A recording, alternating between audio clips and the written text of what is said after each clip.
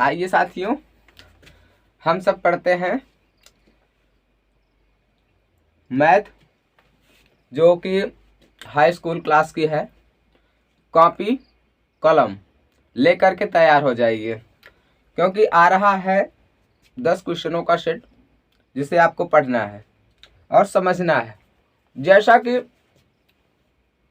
मैंने बताया था कि प्रत्येक दिन मान के चलिए कि 10 सवालों का सेट है, जो कि आपको पढ़ना है, जो कि एग्ज़ाम बेस पर है। ठीक है ना, क्योंकि यूपी बोर्ड जो है परीक्षा हाल ही में आने ही वाली है, लगभग 2 महीने के बाद। इसलिए हमें पहले से ही तैयार होना है पेपर देने के लिए। ठीक है ना। तो पहली सवाल है, यदि दो संख्या, क्या कह रहा है, यदि दो संख्या 26 156 का लासा 156 है,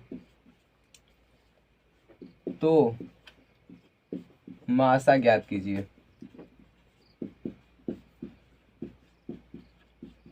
ठीक है ना। ये सवाल पूछता है बहुविकल्पीय में। तो आपको लगाना क्या है, इस प्रकार के सवालों को लगाने के लिए आपको किसी प्रकार की समस्या नहीं होनी चाहिए, क्योंकि इसका फार्मूला होता है पहली संख्या गुणा में दूसरी संख्या इज इक्वल टू क्या होता है, लासा गुणा में होता है मासा। एलसीएम और एचसीएफ ये होता है हमारा सूत्र होता है। इसी के अकॉर्डिंग हमको सवाल को लगाना है। क्या हो जाएगा, 26 गुणा में हो जाएगा 156 बराबर लासा का मान कितना दिया गया है, 156 गुणा में मासा। इतना समझ में आया। अब ये गुणा में है तो उधर जाएगा तो किस में जाएगा, भाग में। तो कितना हो जाएगा, 26 गुणा में 156 बटा में कितना हो जाएगा, 156 बराबर मासा। ठीक ना। 156 से 56 कटेगा, कितना हो जाएगा, मासा बराबर 26। तो इस प्रकार की सवालों को हम इस प्रकार से लगाते हैं। आशा करते हैं कि आपको सवाल समझ में आई होगी। क्या है, मैं आशा करता हूं कि ये सवाल आपके समझ में आ गई होगी। अब चलिए अगली सवाल पे हम चर्चा करते हैं। अगली सवाल क्या कह रहा है, अब आइए अगली सवाल पे देखते हैं। अगला सवाल क्या कह रहा है उसको समझिए।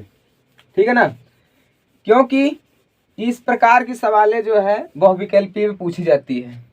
इसमें आपको ऑप्शन 4 ऑप्शन दिया रहेगा, उसमें से एक ऑप्शन सही होता है, उसको आपको सही का निशान लगाना है। ठीक है। अगली सवाल कह रहा है 5x²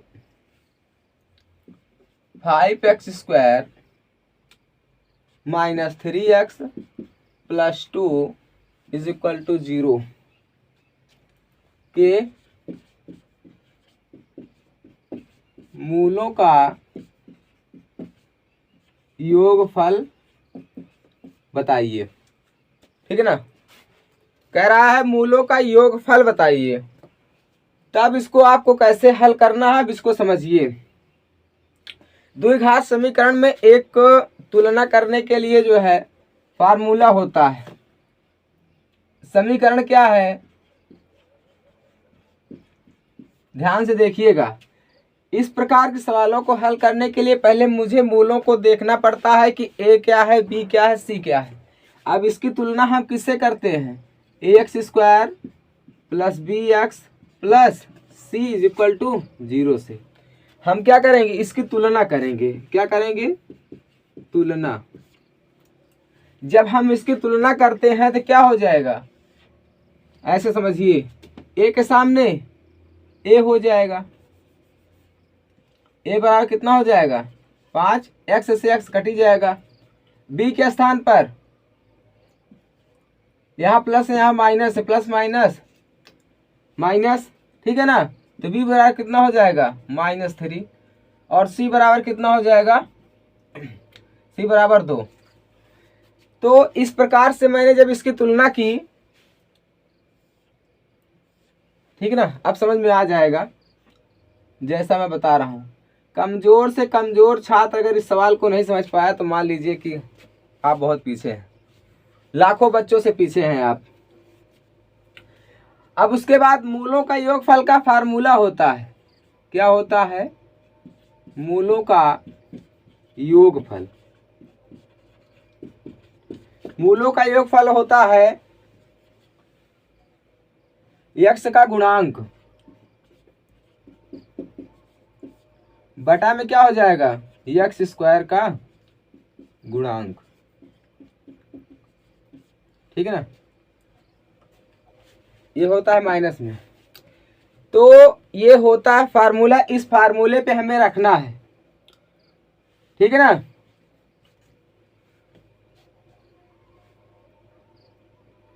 जब आप इस फार्मूले पर रखोगे तो क्या हो जाएगा, x का गुणांक मतलब bx, x किसके साथ लगा है, 3x के साथ। कुछ लोग कंफ्यूज हो जाते हैं कि हमें करना क्या है, इसी में कंफ्यूजन होती है। तो आपको किसी भी प्रकार की समस्या नहीं आएगी, जो मैं पढ़ा रहा हूं इसी को पढ़िए। आप समझोगे कैसे, x क्या है, एक हमारा गुणांक है, तो आप समीकरण में आ जाइए कि x किसके साथ लगा हुआ है। x किसके साथ लगा है, 3 के साथ। तो 3 का मतलब बोले तो -3। x² का गुणांक कितना है, x² के गुणांक के साथ है कितना लगा हुआ है, 5 बटा में कितना हो जाएगा 5। बस यही करना है, माइनस लगा है माइनस। अब इस माइनस की वजह से माइनस माइनस प्लस हो जाएगा, 5/3 हो जाएगा हमारा आंसर। तो इस प्रकार के सवालों को हम लगाते हैं। यहाँ x दिया है तो यहाँ x के साथ, x² दिया है तो x² के साथ, ठीक है ना। इतना समझ में आ गया होगा। तुलना हमने किससे की, द्विघात समीकरण में जो है समीकरण होता है, क्या होता है, द्विघात। द्विघात समीकरण क्या होता है, x² + bx + c से हम क्या किए, तुलना कर लिए। तो a बराबर 5, b बराबर -3, c बराबर 2 हो गया। इतना तो समझ में आ गया होगा। तो इस प्रकार के सवालों को हम इस तरह से लगाते हैं। आशा करते हैं कि ये सवाल आपको समझ में आई होगी। बहुत ही आसान सवाल है, ये ऑब्जेक्टिव क्वेश्चन के थ्रू आता है, ठीक है ना।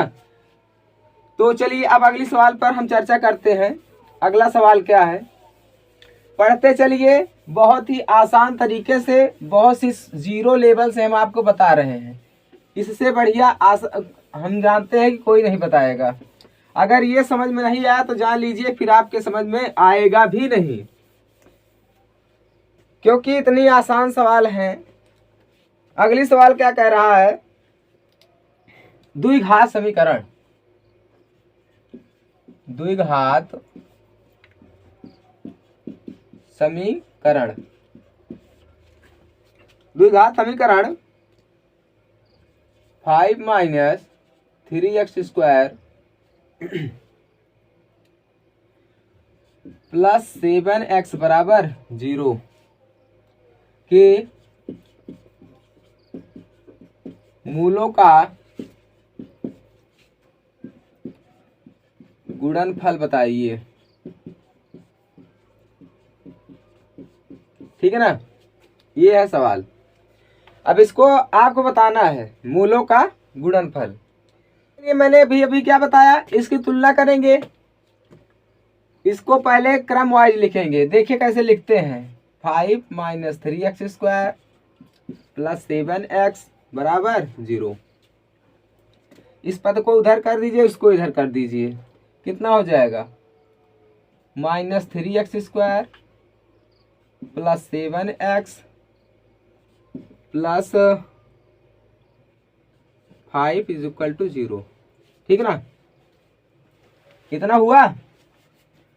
अब क्या करेंगे, इसको जब तुलना करेंगे तो a बराबर -3, बी बराबर 7, सी बराबर 5। तुलना हो गई। आप सूत्र देखिए, मूलों का गुणनफल बराबर सूत्र होता है, मूलों का गुणनफल।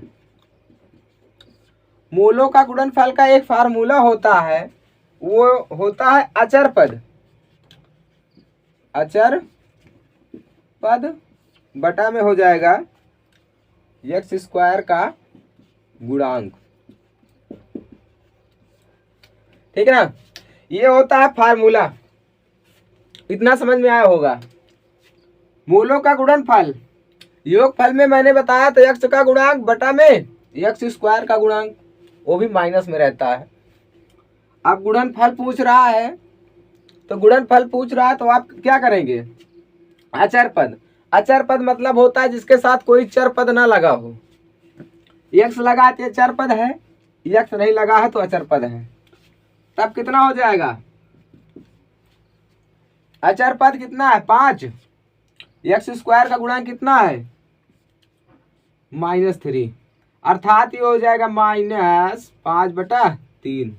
ये हो जाएगा आंसर। इस प्रकार से इन सवालों को हम लगाते हैं। ये सवाल समझ में आ गई होगी, इसमें कोई प्रकार की समस्या नहीं आनी चाहिए क्योंकि सबसे आसान सवाल है। ठीक ना। अब चलिए अगले सवाल पे चर्चा करते हैं। अगला सवाल क्या कह रहा है, चलिए देखिए अगला सवाल।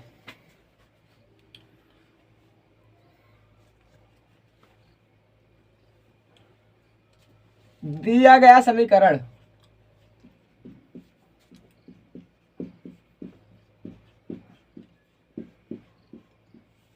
दिया गया समीकरण 2x² प्लस px माइनस में 4 बराबर 0 का एक मूल 2 है, का एक मूल 2 है। ठीक है ना। इसलिए x बराबर 2 का समीकरण संतुष्ट कीजिए। समीकरण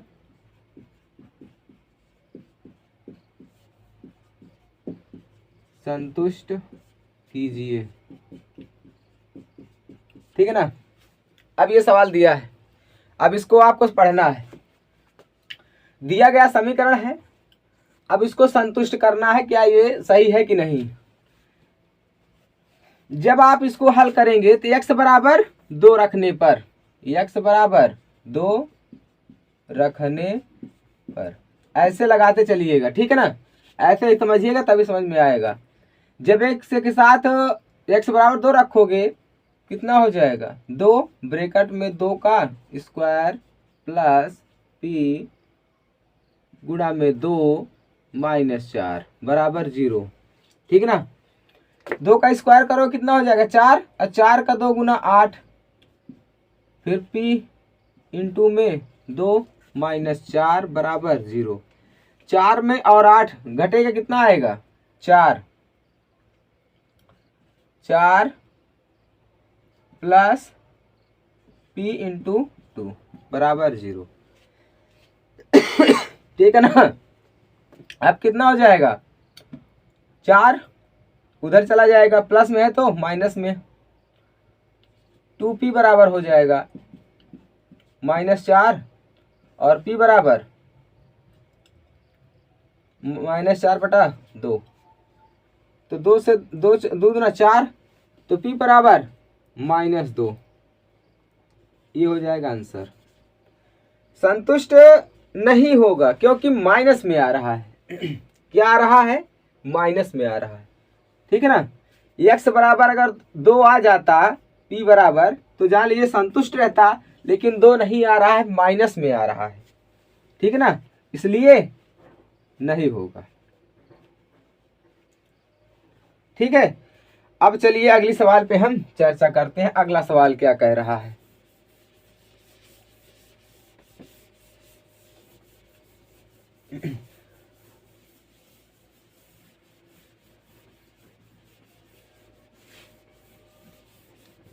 चलिए देखिए, कह रहा है बिंदु बिंदु दिया है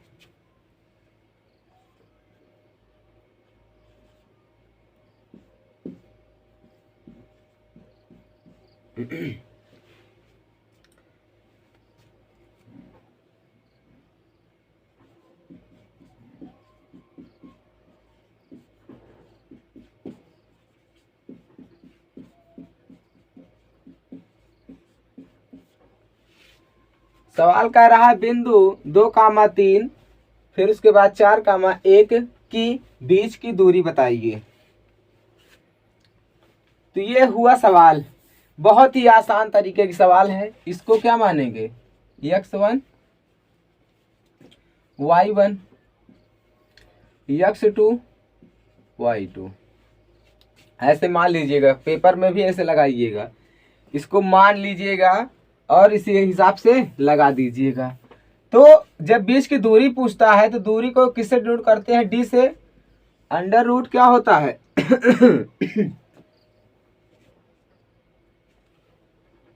x1 माइनस x2 का स्क्वायर प्लस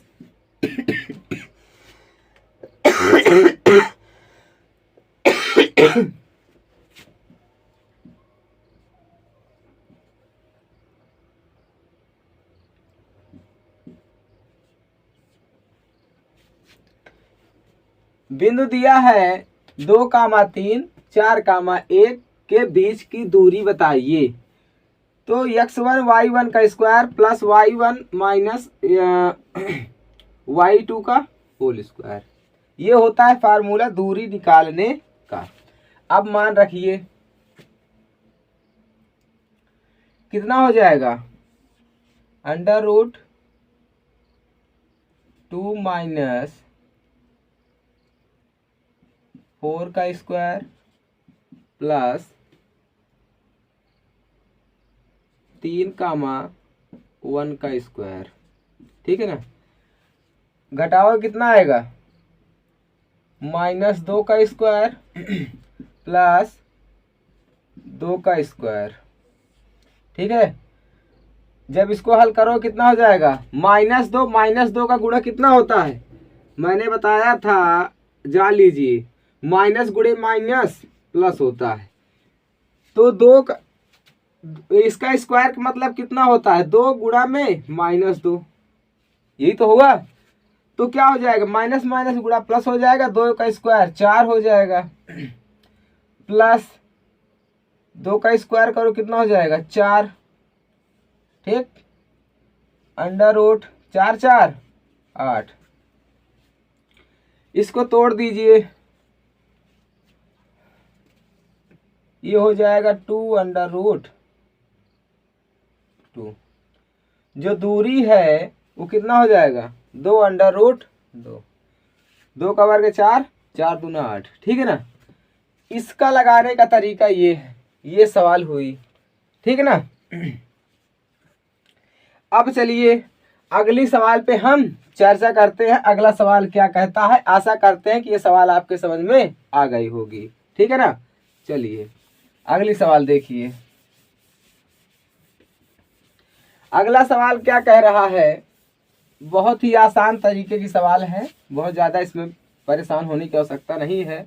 यही सवालें बच्चों को आती ही नहीं है और परीक्षाओं में गलती करके चले आते हैं। बिंदु दिया गया है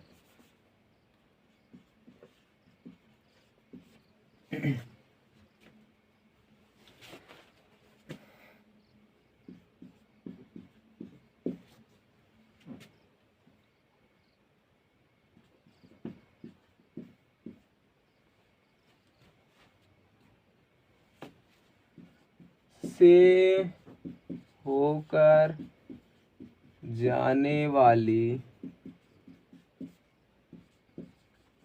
रेखा की प्रवणता बताइए।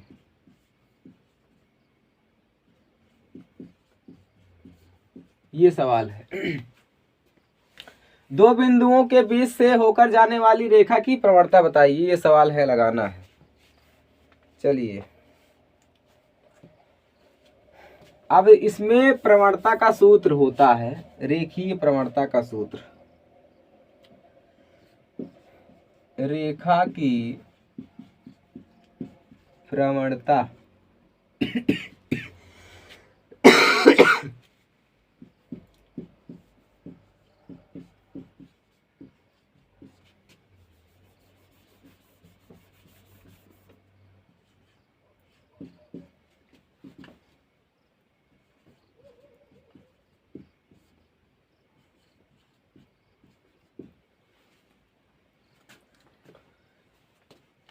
चलिए सवाल देखिए। बिंदु 4, 6 -2 -3 से होकर जाने वाली रेखा की प्रवणता बताइए। रेखा की प्रवणता क्या होती है? y1 minus y2 minus y1, x2 minus x1। चलिए अब इसको मान लेते हैं x1 हो जाएगा, x2 y1 y2, ठीक ना। अब चलिए, अब इसको हल करिए।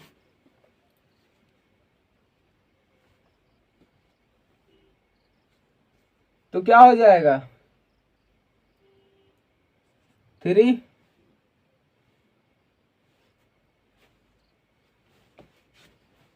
माइनस माइनस प्लस y1 के स्थान पर 2 बटा में कितना हो जाएगा? x2 कितना है? 6 माइनस x1 कितना है? 4। हल करो। 5 घटेगा 2, 2 दूना 4, कितना हो जाएगा? 2 दूना 4, 1 5। ये हो जाएगा 2 से 1/2 आंसर। ये होती है प्रवणता। प्रवणता ज्ञात करने का ये फार्मूला होता है। इस प्रकार से हम सवालों को लगाते हैं। अब थोड़ा अगली सवाल पे चर्चा कर लेते हैं। अगली सवाल क्या कह रहा है, ठीक है ना। आशा करते हैं समझ में आ गया होगा सवाल। अब जो है देखिए, बहुत ही आसान सवाल है। इससे आसान सवाल तो हो ही नहीं सकता। इससे आसान सवाल तो हो ही नहीं सकता। क्या है बताइए? सवाल दिया है, यदि साइन ए बराबर 4/5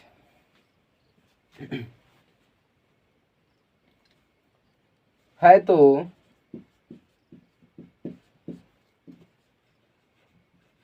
tan ए का मान बताइए। बहुत ही इंपॉर्टेंट सवाल है, कई बार परीक्षा में पूछा गया है। जब आप इस सवाल को लगाएंगे तब आप कैसे समझेंगे। अब देखिए, एक छोटा सा फार्मूला होता है LAL बटा में के L से होता है लंब, A से होता है आधार, K से होता है कर्ण। ये LAK, ठीक, लाल बटे कक्का, ठीक है ना। ये होता है छोटा सा फार्मूला है, जिसे याद करोगे तो कोई समस्या नहीं होगी और सवालों को आप आसानी से लगा सकते हो। अब ये हो जाएगा साइन, ये हो जाएगा कॉस, ये हो जाएगा टैन, ठीक ना। जब आप इसको पलट देंगे, ये कर देंगे इस प्रकार से,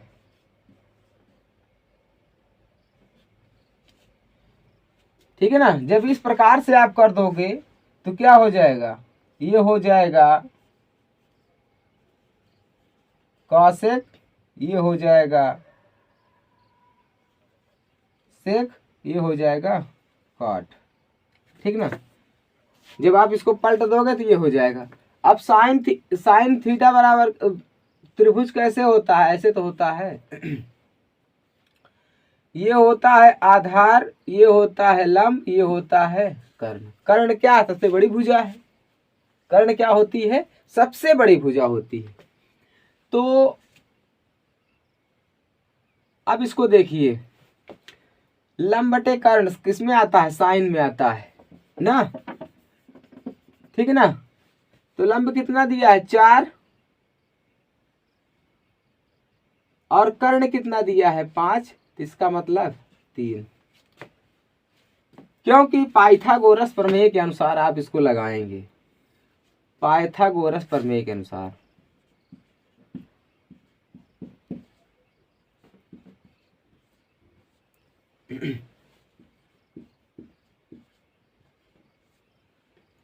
जब आप इसको पाइथागोरस प्रमेय से लगाएंगे तब इसको हल करना है। उसमें क्या होता है, कर्ण का स्क्वायर बराबर होता है लंब का स्क्वायर प्लस होता है आधार का स्क्वायर। ठीक ना। जब आप इस मेथड से लगाएंगे तब जो है सवाल में आएगा। वैसे भी ट्रिपलेट्स होता है 3, 4, 5 का। अगर 4 या 5 दिया है तो अगली संख्या 3 होगी। ठीक ना। अब हमसे पूछ क्या रहा था, tan थीटा। tan थीटा बराबर कितना होता है, लंब बटे आधार। यहां लिख दीजिए tan ए बराबर लंब बटे आधार। ठीक ना। तो लंब कितना था, 4, आधार कितना है, 3। यही हो जाएगा आंसर। तो इस प्रकार से हम सवालों को हल करते हैं। आशा करते हैं कि ये जितना मैंने सवालों को बताया है आपके दिमाग में आज आ गया होगा। यदि आपको किसी प्रकार की समस्या हो तो कमेंट बॉक्स में आप बताइएगा कि हमें यहाँ सवाल समझ में नहीं आया है। वैसे भी जहाँ पर आपको डाउट था मैंने आपको खुद ही समझा दिया है, आपको पूछने की आवश्यकता ही नहीं होगी। इसलिए यदि आपको क्लास अच्छी लगी हो तो आपके लिए केवल 3 ऑप्शन हैं, या तो क्लास को आप लाइक करिएगा, या तो डिसलाइक करिएगा, या तो सब्सक्राइब करिएगा। धन्यवाद।